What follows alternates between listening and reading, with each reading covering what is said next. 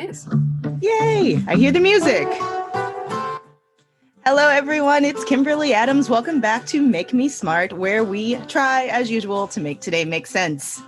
And I am Megan McCarty-Carino. So happy to join you, Kimberly, for this very special Economics on Tap Friday, the day we kind of do a little happy hour thing. And today it's a special one because it's our first YouTube stream of the year. We took a little hiatus from the YouTube and we are back now. Yes, we are back and I can see you and you look great. And I can also see everyone chiming in the YouTube chat and on Discord. And thank you so much for joining us and being patient while we took our little break. And I'm happy to see everybody online, which leads to the very important question for Economics on Tap, which is, what are you drinking? Well, Megan, go.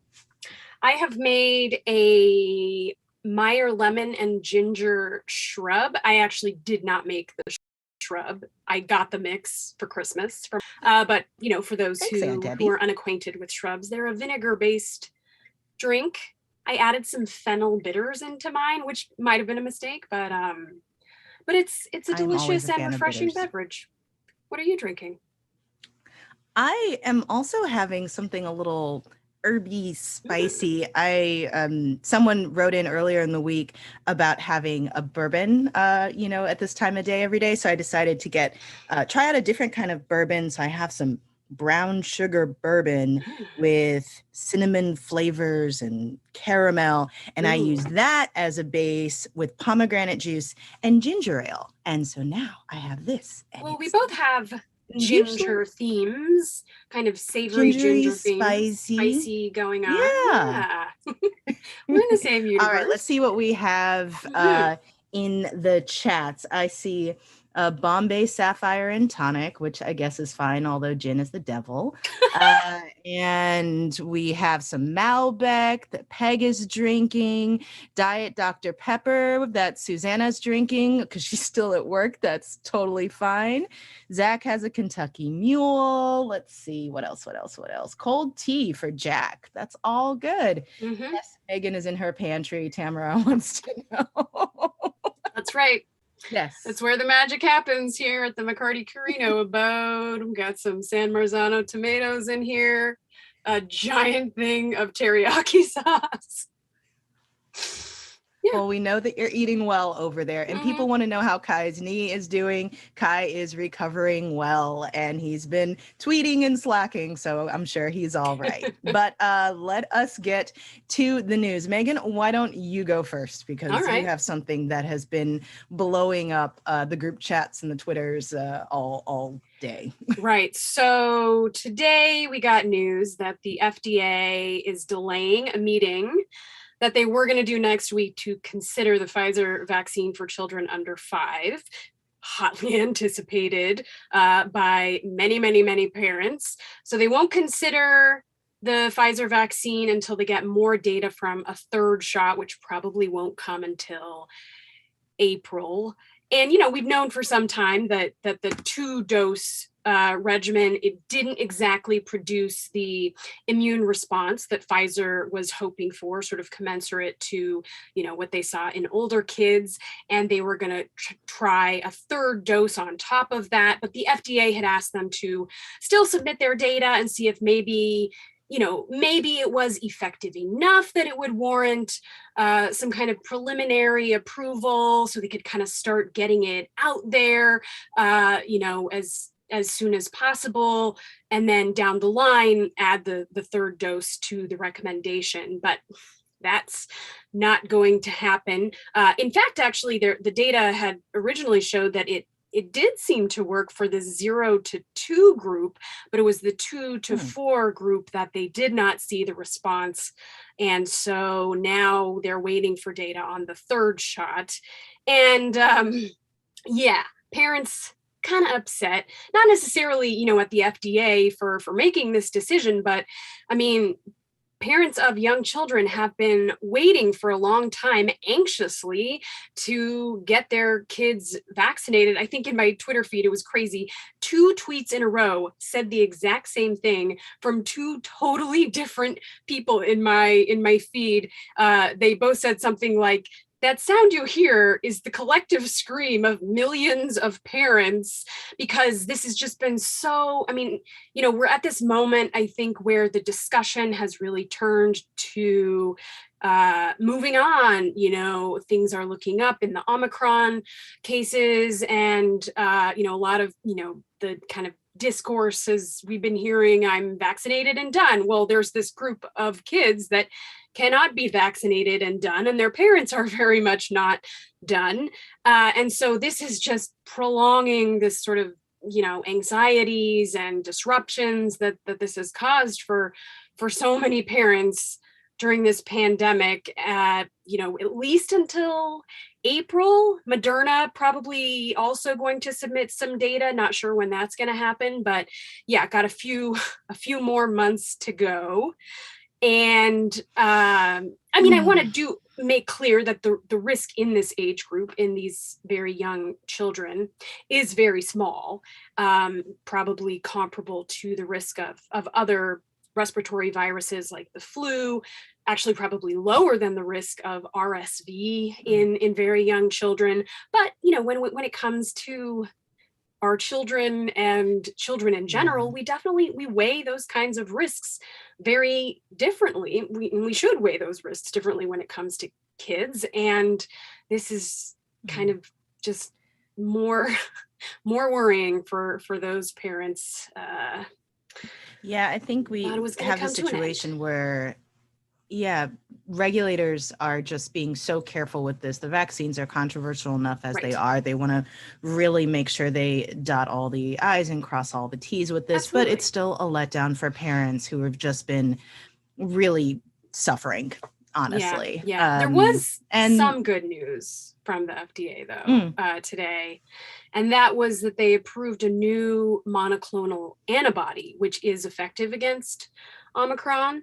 There had been only one of the previously approved monoclonal antibodies that was effective against Omicron, and it was in really short supply. So adding this other tool to the toolbox of therapeutics, I think is just one more step in sort of letting things, get back to a more normal state. Because, even with vaccinations, when we have variants like Omicron and who knows whatever's going to come next, infection is still going to be an issue. And for those who are at risk, immunocompromised people, or in this case, kids who can't be vaccinated, still, it's great to have these tools there, to as a backstop, to know that they can avert the worst outcomes. These are still in really short supply, and it's going to take some ramping up of the supplies to be able to really make a difference. And honestly, it's really hard to find out how to get monoclonal antibodies. I have someone in my family who I looked into when Omicron started, how, if they need it, how to get it. And it's really complicated. It's really not easy to figure out if you don't have a doctor basically just refer you how to get these things. So that's another issue. But yeah. What are you watching? Yeah.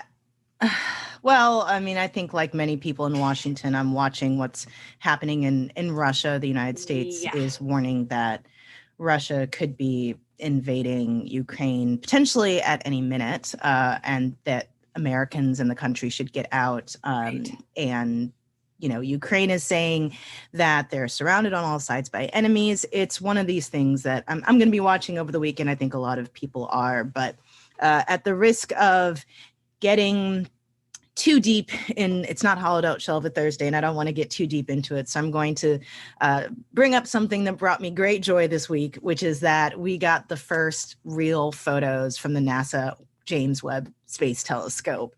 And they're really cool. So it's really like a photo of one star, like 18 times as they were, checking out the various mirrors to see how it looked. And also a selfie of the telescope out in space. Yeah, the telescope. Well, it wasn't the telescope that took a selfie. It was one of the instruments on the telescope that took the picture of it. So, kind of sort of a selfie, but very cool. And you should definitely look for the photos and bring yourself a little What do the whimsy. photos look like? I wasn't able to look them up.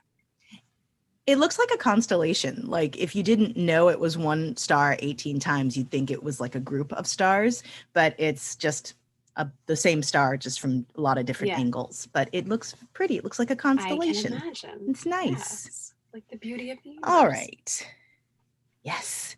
Okay. Let's see. We did that. I guess now it's time to play a game. All right.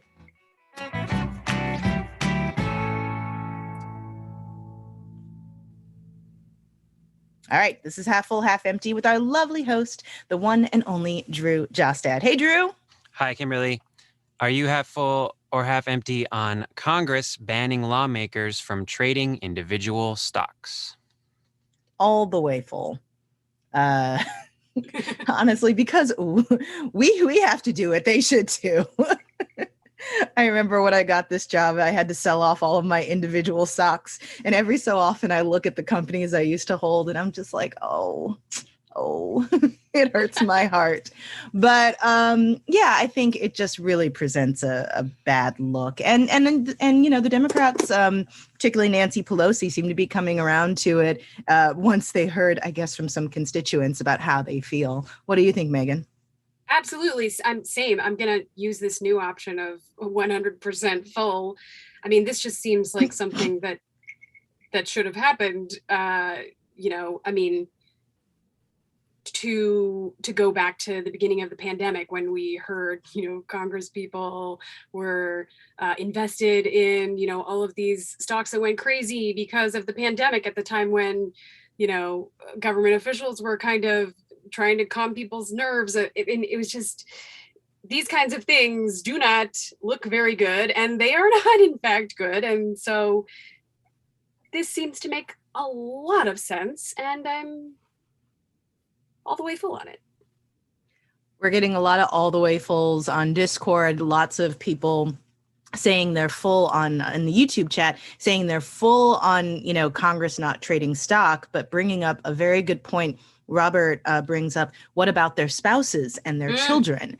And so what do you do about that? Which is a really good point. And other folks are maybe less full about this actually passing. So, oh, by the way, Drew, everyone wants you on camera. The mysterious Drew, we want to see. I've heard that one before. Are you half full or half empty on electric pickup trucks?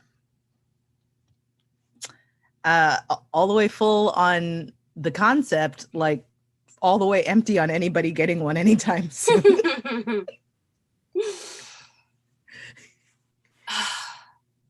I'm gonna say I'm half full, but it's definitely a half to that full.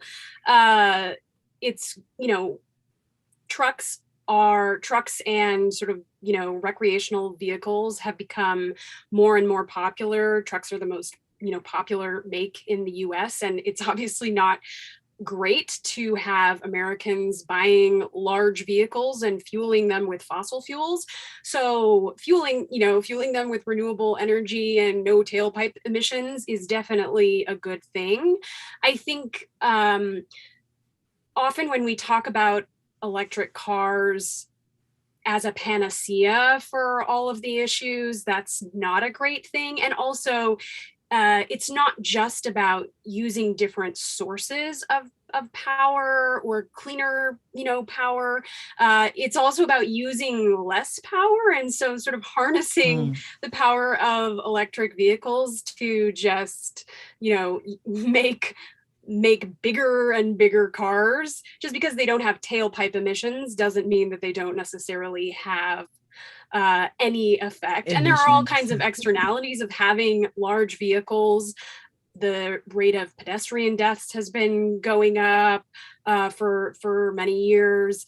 You know, our built environments are not necessarily benefiting from having more large vehicles. So that part I'm less enthusiastic about, but I gotta say, the Rivian truck looks pretty nice, looks pretty cool, and I would love to take a test drive in that baby.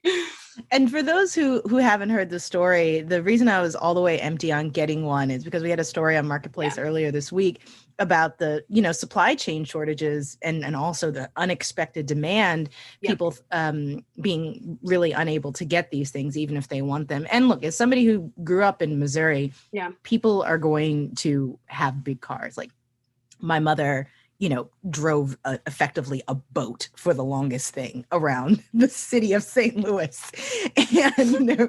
And she has since downsized to a smaller boat-sized car, but still, that is what she is going to do. And if I can get her in a hybrid or an electric vehicle, it lessens the harm. And there are tons and tons of people who really do need a hardworking vehicle. And, even if it's at the margins, it's a thing. And let's see, someone else made an interesting comment. Okay, I lost it. Unless they roll over. Yeah, Nick, that's. No, I think this kind of mainstreams electric vehicles in a way that's really positive. So they're not necessarily being sold as green vehicles, for eco-conscious people. Like these are all-purpose vehicles that you can use for all the things that you would use any other car for. And so I think in that way, it's a really big step to have this class of vehicles be electrified. Okay, with the Oscar nominations coming out this week, are you half full or half empty on the increasing domination of streaming services? He got a tech story in. Well, then I want to know your opinion first, Kimberly, since you're expert.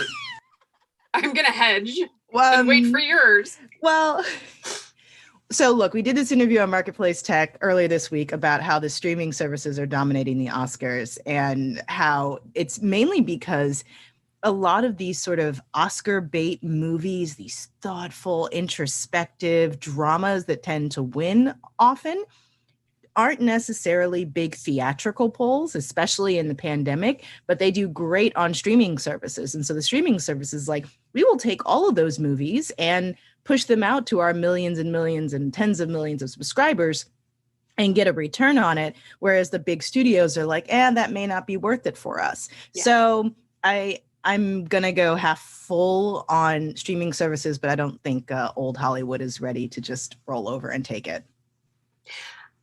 Yeah, I mean, I'm half full mainly because then I can watch the movies from the comfort of my living room, which I very much appreciate.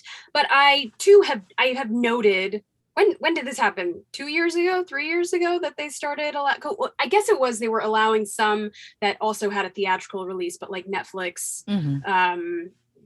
So I have noticed, I feel like that the movies have become a little bit more sort of personal movies rather than those kind of big tentpole movies that you would see from the studios that used to sort of fill out the roster of Oscar nominations. Mm-hmm. And I personally like that. I generally don't like those big blockbuster kind of glossy, Academy Awards movies that the studios put out as much as the personal movies that I think streaming is making the audience more,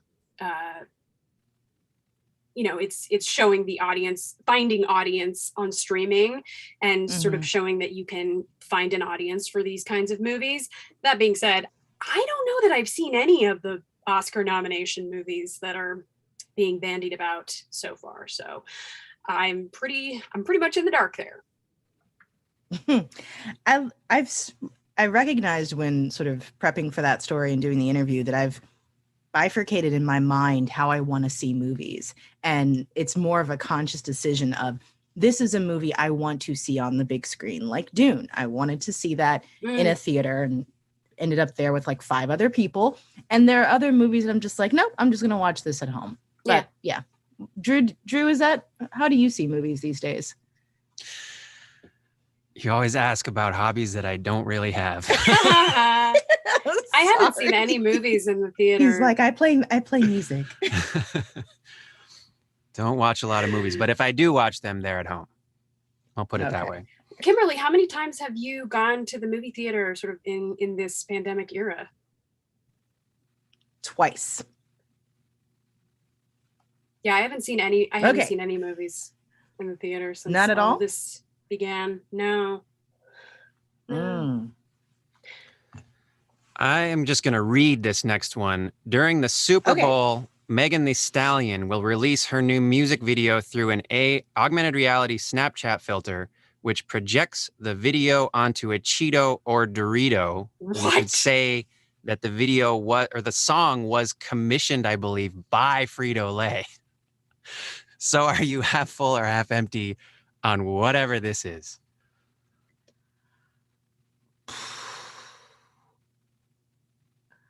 I am all the way full on Megan Thee Stallion. And so in general, and so I'm just going to go full on it because I think it's an interesting use of technology. I think it's fascinating, and I like her as an entertainer. And she had a really powerful op-ed that she wrote one time about domestic violence and how we speak about women and who is worthy of our sympathy. And I like her take on body positivity and stuff. And so I'm gonna go all the way full. I like Megan Thee Stallion. Right. I mean, I like Megan Thee Stallion, and I really like her name too. So I'm gonna go half full. But no, I don't understand And she any of the graduated words this year.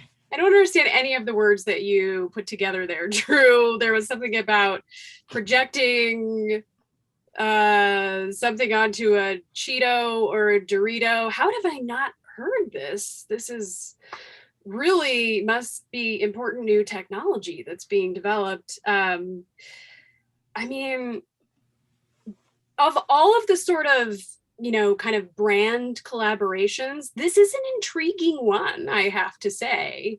It's not like some lame kind of like, oh, she's wearing a Cheeto shirt or something. Like, no, this is very deeply involved. And so, yeah, I'm going to definitely give it the half full. I'm loving the YouTube chat. Jennifer's like, I'm old for this newfangled stuff. Get off my lawn. Yeah, understandable. It's a lot, but what is it if it's too, you can't be too much. If oh gosh, I don't even know the phrase. It's like, if you think I'm too much, maybe you're not enough.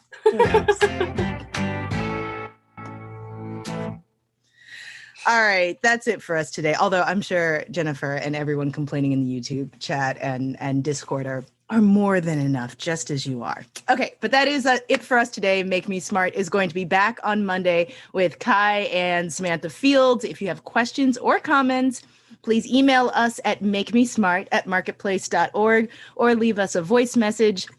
We are at 508-827-6278, aka 508-UB-SMART. Whenever I hear that you be smart, I just always start humming UB40 songs to myself. That's just how old I am, I guess. Make Me Smart is produced by Marissa Cabrera and Marquet Green. Today's episode was engineered by Drew Jostet, who hopefully we will see on video someday. And the senior producer is Bridget Bodner. The team behind our game, Half Full, Half Empty, which we play with such gusto, is Stephen Beyond, Mel Rosenberg, Emily McCune, and the theme music for Half Full, Half Empty was written by the amazing Drew Jostad, and the director of On Demand is Donna Tam. And welcome back, Stephen!